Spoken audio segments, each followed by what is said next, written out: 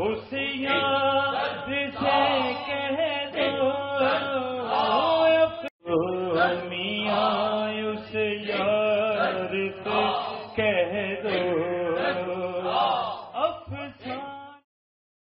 درود خضری، یہ درود اولیاء اللہ کے اکثر معمول میں رہا ہے۔ بے شمار اولیاء نے اسے پڑھا ہے، خاص کر حضرت میاں شیر محمد شرک پوری عارف کامل کے بارے میں بیان کیا جاتا ہے کہ آپ یہ درود پاک کثرت سے پڑھا کرتے تھے اور اپنے موریدین کو بھی یہی درود پڑھنے کی تلقین فرمایا کرتے تھے، کیونکہ یہ درود پاک الفاظ کے لحاظ سے مختصر ہے مگر معنی کے لحاظ سے جامع ہے۔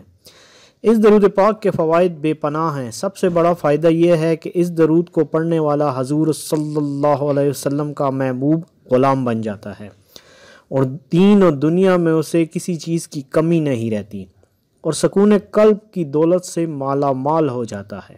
بزرگان چورا شریف حضرت بابا فقیر محمد چوراہی اور ان کے سجادہ نشین حضرات کے معمول میں یہی درود پاک کثرت سے پڑھا جاتا ہے۔